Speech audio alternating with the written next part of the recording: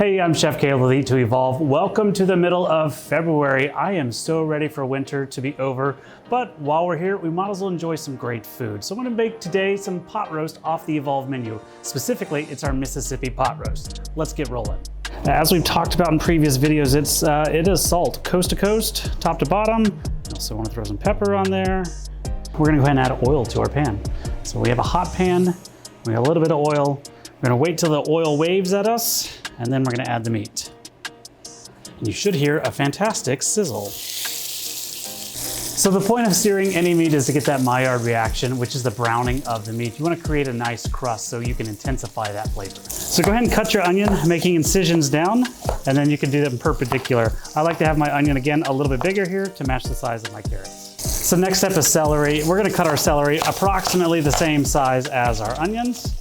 So then we have our carrots, our celery, and our onions. So as your meat gets browned, you wanna make sure that you brown all sides. Keep turning it until you get an even crust. At this point, we have browned all of our sides. We're gonna go ahead and put our mirepoix in.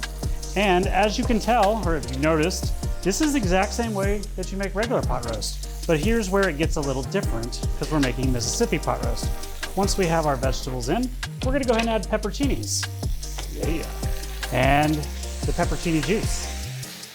Next, we're gonna add ranch seasoning mix. Yeah, this is the exact same ranch seasoning mix that you can buy in the grocery store. I made this one, but the Hidden Valley one works perfectly well. Just go get one of those packets of ranch seasoning mix and put in more than you think you need. Finally, I'm adding in water. If you have broth to add in or beef stock, this is a great opportunity for that. It's only gonna add more flavor, but I only have water. So we're gonna put water in and it's gonna be perfect. So at this point, it's a simple braise. So you wanna cover it, leave it on the cooktop 4 or 5 hours on low. You can slide it into a covered pan into the oven 4 or 5 hours on low. You can transport over to a crock pot on low. If you go low there, you probably need closer to 10 hours. You can go high 4 or 5 hours. Or you can put it in your Instapot, again, 4 or 5 hours on low or medium. You can check it every couple hours. Once it's starting to get tender, you know you're just about there. After you finish cooking, then you need to pull it out and start shredding. I used my crock pot, so I left it in there for 5 or 6 hours, and now I'm ready to shred. The easiest way for me to do that is to don some gloves and just do it by hand. You can also alternatively use tongs, should you like. At this point, I like to add a little bit extra flavor by adding a little bit of butter to it and some more ranch seasoning mix.